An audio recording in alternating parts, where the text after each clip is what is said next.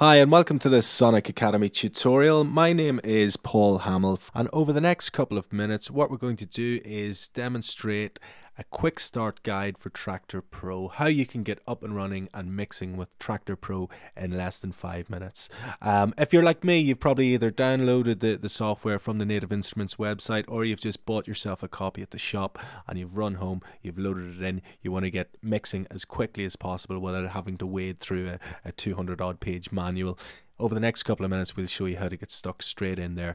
So let's have a look here. What I'm going to do first, I'm just going to show you what this is at the bottom. This is the status bar, which displays error messages or status messages within Traktor.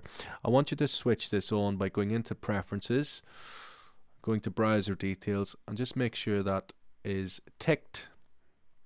They show status bar error messages box.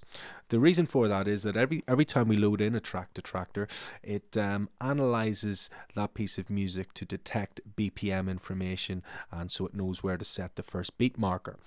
This is you need to do this. You need to analyze all your music before you play it in Traktor, otherwise it can't work out the BPM. Now it only takes a couple of seconds per track, so it's no big deal, but it's worth doing well in advance of doing your gigs, so that all your tracks are analyzed, so that when you load them into the decks that they'll just play and the BPM information will all be there. So what I'm going to do, I'm going to load in some tracks I just have on my desktop. This is just a straightforward way of dragging and dropping. Again, there are other ways of importing your music into Traktor, probably much better ways than we're going to show you right now, but this is the quickest way. We'll show you the other methods in tutorials coming up soon. So I'll navigate to my desktop here. I am going to load in 2 tracks. I'm going to load that into deck A and this one into deck B, and you'll notice the status bar there at the bottom.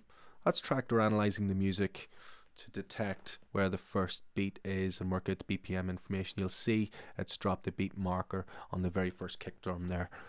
So what I'm going to do now, I'm just going to show you a basic way of getting up and running. We're not using any sound card. I'm not monitoring this on my headphones. This is just really mixing on site. So I'm going to press play on this deck.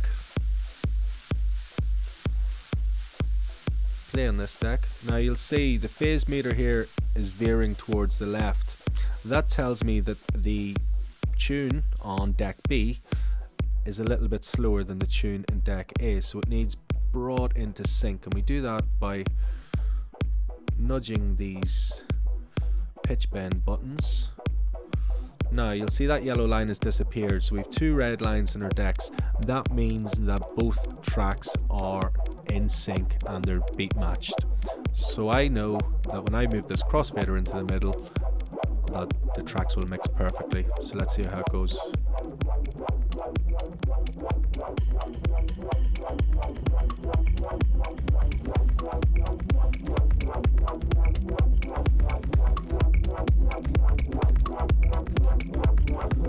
There we are, crossfader in the middle.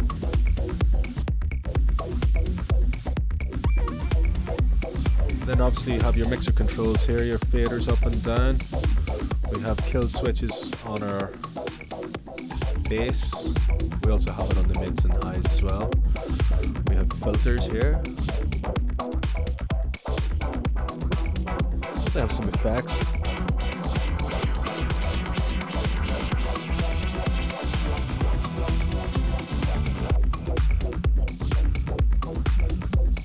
It's as simple as that, really. As I said, a couple of minutes to get you up and running. What I'm going to do now, you may have noticed that both these tracks are the exact same tempo. So I'm going to load you in something that has a different tempo. I'll show you how to mix that as well. It's worth noting as well, our pitch controller, pitch can go up in different percentages. If, like me, you've come from a background where you've used turntables and CDJs, you'll be probably used to working within either a plus or minus 10% range. Now you can go in and select a preference here as to what pitch range you would like to use. So we go to transport controls. I've selected the pitch range as plus or minus 8%. So the default is slightly different. So if you want to use this, that's where you go. You go into preferences under transport and go to the heading that says pitch. So we will bring this track back to the start by clicking this button here. Press play again. Going to mix this one in. Press play. Now you'll notice this track is at 125 BPM. We want to bring it up to 127 BPM like deck A. So what we do is we press sync. Sync has increased it up to 127 BPM, you'll see there. And I know when I move the crossfader across, both tracks will be mixing.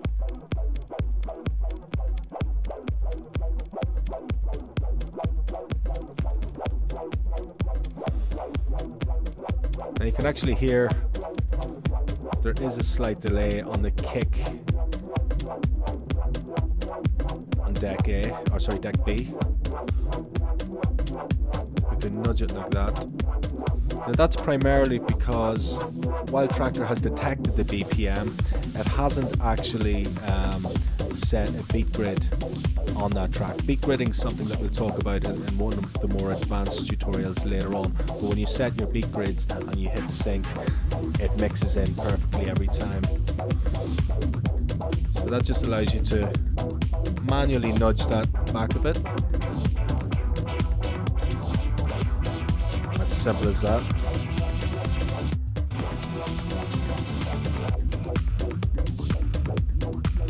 That's both tracks in sync and beat matching. So there you go. In our next tutorials coming up, we will look at the decks in more detail. We'll show you how the transport controls work. We'll show you how all the mixer controls work and how you can customize them to suit your preference. We'll also have a look at the browser as well and show you some cool tricks for really organizing your music and making tracks easier to find and knowing where all your playlists are stored and that kind of thing. So check right back.